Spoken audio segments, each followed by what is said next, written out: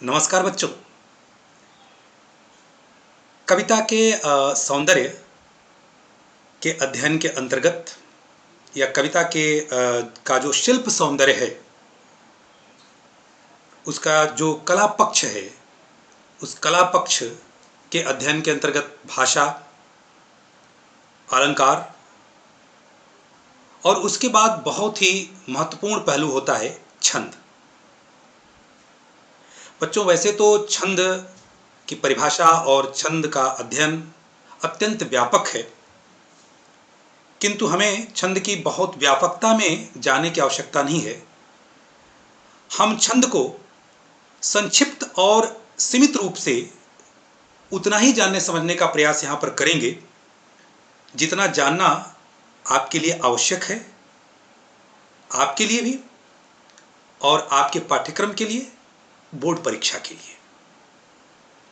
या फिर कह सकते हैं कि उतना हम लोग अध्ययन करेंगे, उतना जानने का प्रयास करेंगे जितने का संबंध हमारे पाठ्यक्रम के काव्य सौंदर्य के तत्वों के अंतर्गत आवश्यक है। छंद, सबसे पहले हम सामान्य रूप से इसको समझना चाहेंगे, इसको जानना चाहेंगे। वैसे तो बहुत बड़ी बड़ी अनेक परिभाषाएं हैं छंद की, अनेक भेद हैं छंद के, लेकिन सामान्य रूप से जानिए कि छंद एक प्रकार का बंधन है, शब्दों का एक प्रकार का अनुशासन है,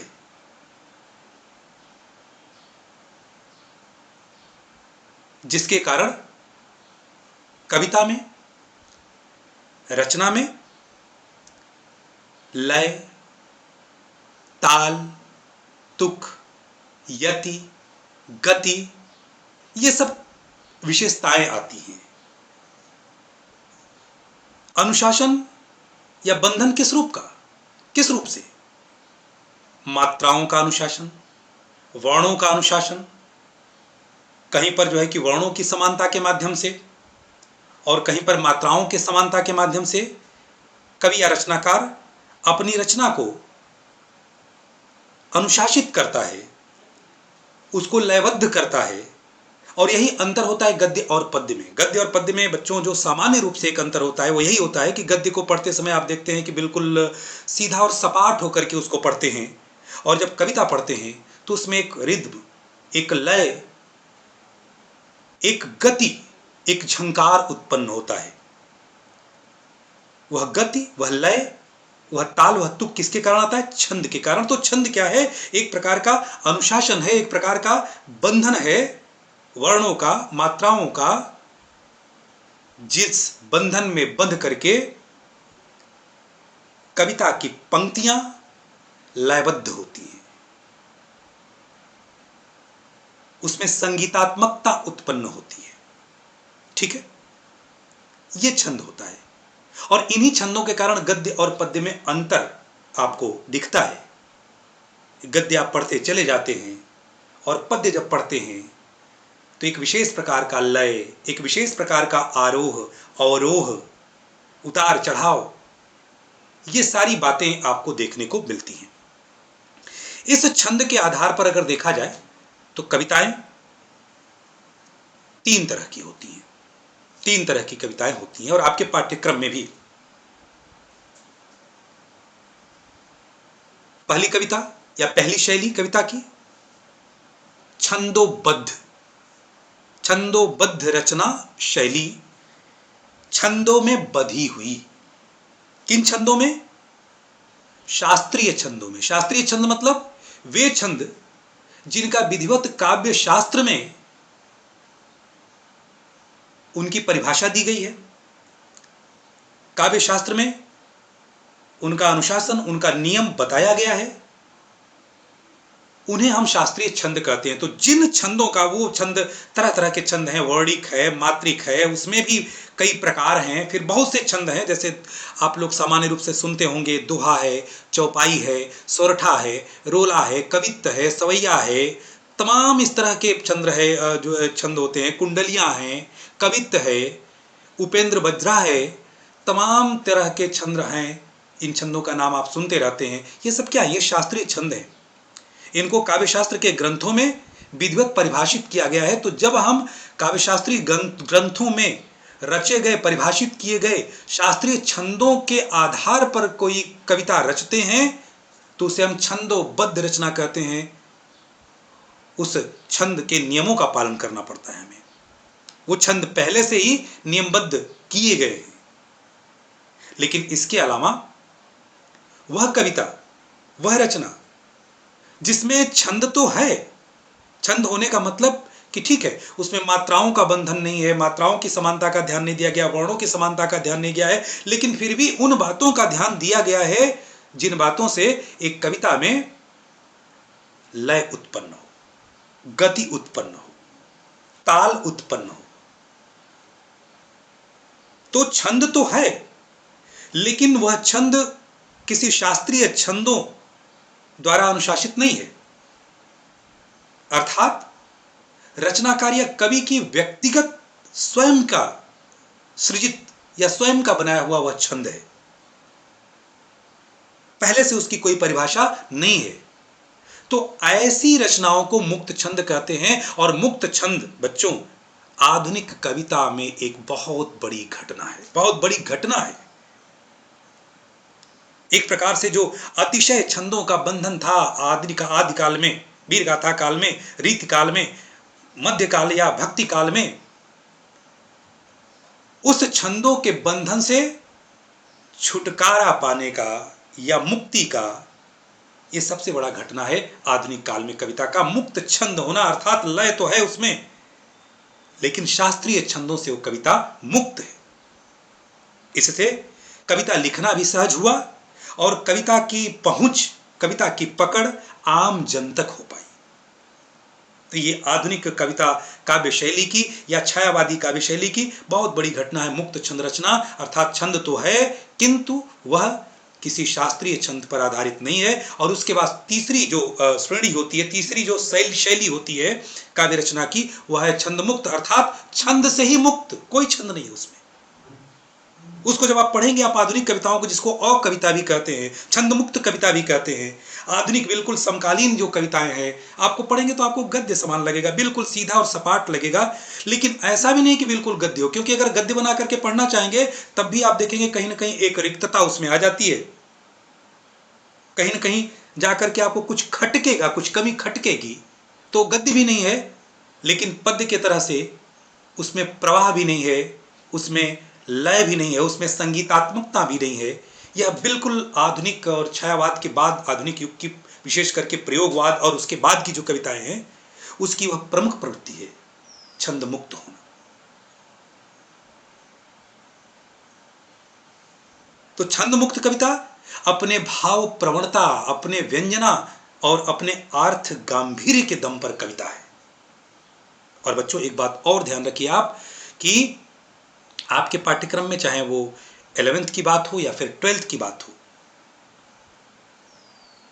11th में अगर आप देखें तो कबीर और मीरा को अगर आप हटा दीजिए तो बाकी सारी रचनाएं आपकी आधुनिक हैं, आधुनिक काल की हैं, और सारी रचनाएं मुक्त छंद हैं। एक आध दो छंद मुक्त रचनाएं हैं, सारी रचनाएं। बहुत सिंपल सा है तैयार करने का। और इसको भाषा शैली में भी आप लिख सकते हैं, भाषा शैली भी तो यही होता है। भाषा शैली में एक पॉइंट आपका होगा मुक्त छंद रचना शैली या छंद मुक्त रचना शैली या छंदोबद्ध रचना शैली फला छंद। तो सिर्फ दो कविताएं 11th क्लास में, मीरा और कबीर शुरुआती, और 12th क्लास में भी दो कविताएं, एक गोस्वामी तुलसीदास द्वारा रचित कवितावली और रामचरितमानस, और उसके बाद फिराक गोरखपुरी की रुबाइयां और छंद। इसके अलावा सारी कविताएं मुक्त छंद हैं, एक दो छंद मुक्त हैं। क्या चाहिए आपको? इतना जानते रहिए, भाषा शैली के लिए भी एक हो जाएगा, छंद के लिए भी हो जाएगा। जो छंदोबद्ध रचना शैली उसके छंद को पढ़िए, उसको तैयार कर लीजिए, उस पर चर्चा किया जाएगा। तो ये छंदों के आधार पर रचनाकार की अपनी लेखन शैली होती है, अपने कविता की शैली होती है। और मुख्य रूप से अगर शिल्प सौंदर्य की बात किया जाए और या बाह्य सौंदर्य की बात कही जाए या कला पक्ष की बात कही जाए तो भाषा, अलंकार और छंद उसके मुख्य तत्व हैं। अब हम लोग कविता के भाव पक्ष की तरफ जाएंगे। भाव पक्ष, भाव का मतलब भाव का संबंध हृदय से होता है। भौतिकता से नहीं होता है, भौतिक जगत से नहीं होता है, हमारे हृदय से होता है, हमारे संवेदना से होता है, भाव की अनुभूति की जाती है। इसलिए काव्य सौंदर्य में जो भाव पक्ष होता है वह कविता की आत्मा है, और भाव पक्ष में ही रस होता है। रस क्या होता है? रस कविता की एक अलग और विशेष जो आनंद की अनुभूति होती है, जो उससे एक विशेष आनंद प्राप्त होता है साहित्य को पढ़ने में, कविता को पढ़ने में, उसी विशेष आनंद को उसका रस कहते हैं। और कविता जब आपकी मनोदशा को रस की दशा तक पहुंचाए, वही कविता श्रेष्ठ है, वही कविता सफल है।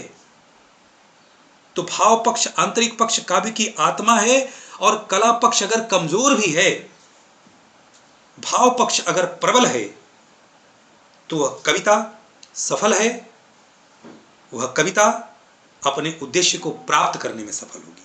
और अगर दोनों सही है, उसका कला पक्ष और भाव पक्ष, तो सोने पर सुहागा, बहुत अच्छी बात है।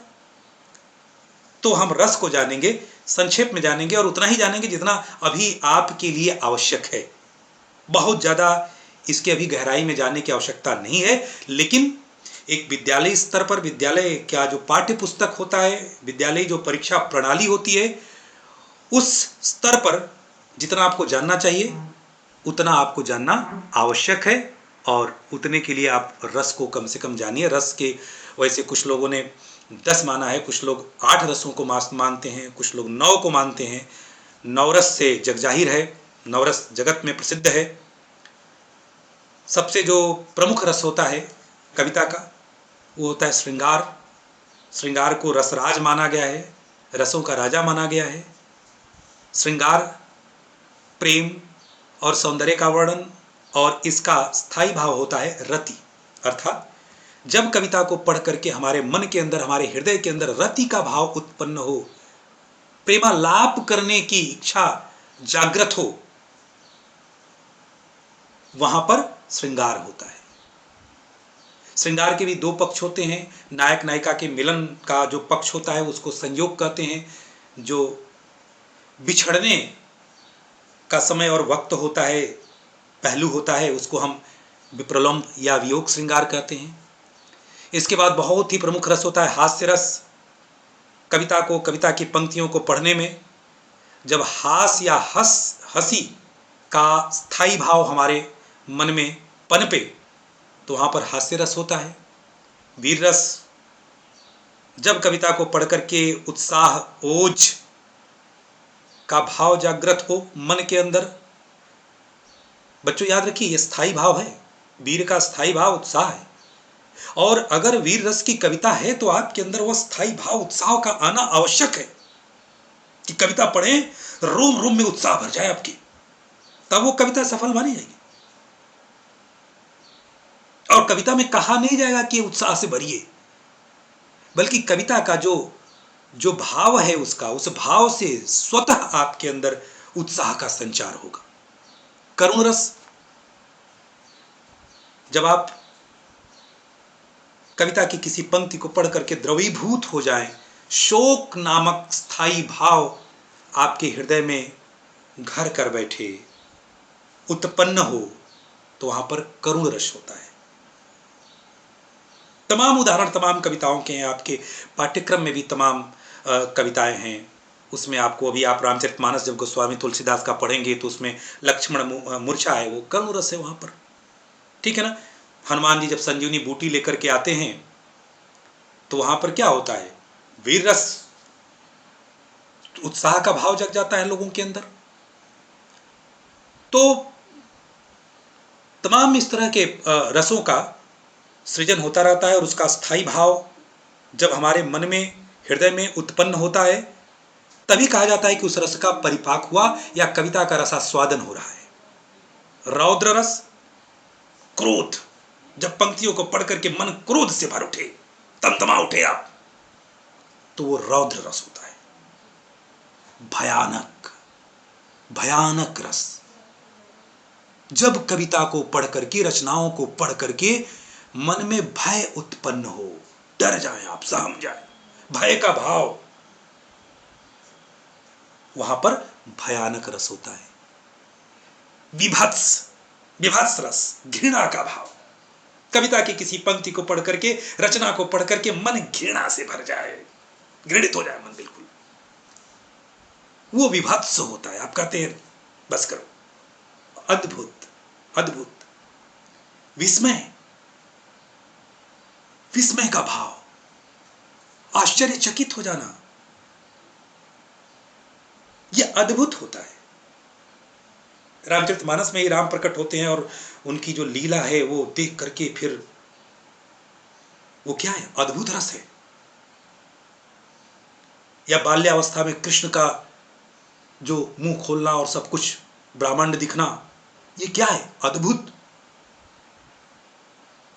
तो जब कविता में या कविता को पढ़ करके विस्मय का भाव उत्पन्न हो, अद्भुत रस, शांत जब निर्वेद का भाव उत्पन्न हो मन में, माया मोह से मुक्त, भौतिकता से विमुक्त होकर के मोक्ष, निर्वेद की तरफ जाना, निर्वेद का भाव, ये शांत होता है। और बच्चों, एक और बहुत ही महत्वपूर्ण रस है, हालांकि कुछ लोग उसको रसों में नहीं रखते हैं, लेकिन होना चाहिए और बहुत ही महत्वपूर्ण रस है, क्योंकि वात्सल्य रस अगर देखा जाए तो सूर का पूरा साहित्य ही वात्सल्य पर ही निर्भर करता है। और सूरदास का सूर सागर, सागर है पूरा का पूरा, समुद्र है वात्सल्य रस का। जब संतान के प्रति माता पिता का प्रेम जहां पर हो, वहां पर वात्सल्य होता है। इसमें भी संयोग और वियोग दोनों पक्ष होता है। फिलहाल उसकी आवश्यकता नहीं, वात्सल्य जानिए। और आप अभी एक कविता पढ़ेंगे 12th क्लास में, जिसमें फिराक गोरखपुरी की, आंगन में लिए खड़ी है अपने चांद के टुकड़े को, हवा में जो लोका देती है, तो बालक तो है चांद पे ललचाया है, ठुनक रहा है आंगन में बालक तो है जिद्दाया है। तो इस तरह की पंक्तियां क्या है, जब संतान की जो लीलाएं होती हैं, संतान के प्रति जो माँ बाप का स्नेह होता है, प्रेम होता है, वो वात्सल्य रस होता है। इसलिए बहुत महत्वपूर्ण रस है और अक्सर करके ये जो है कि कविताओं में इसका प्रयोग करते हैं लोग। सूरदास को भक्ति काल के जो कवि थे उनको महारत हासिल थी। तो इन रसों के बारे में आप जानिए। और बच्चों, निश्चित तौर पर मैं एक बात आपसे कहना चाहूंगा कि जब भी आप भाव पक्ष लिखते हैं कविता का, तो उसमें जब भाव पक्ष लिखते हैं उसका, तो भाव पक्ष में यही सब चीजें होती हैं, उसका रस होता है और उस भाव से संबंधित कुछ और विशेषता, कुछ और ऐसी बातें जो आपको प्रभावशाली लगे, जो आपके मन को छुए, उसको भी आप पॉइंट आउट करके लिख डालते हैं। तो एक दो तीन विशेषताएं जहां आपने लिखा कि वो भाव सौंदर्य हो गया। वैसे अमूमन करके ही आता है कि दो तीन प्रश्न पूछे जाएंगे कि भाषा की विशेषता बताइए, अलंकार की विशेषता बताइए, रस क्या है, भाव पक्ष बताइए। ठीक है, तो यही होता है, जो उसका बाहरी बनावट होता है उसको शिल्प सौंदर्य कहते हैं, कला पक्ष कहते हैं, और जो उसका आंतरिक सौंदर्य होता है, रस होता है, भाव होता है, उसको भाव पक्ष कहते हैं।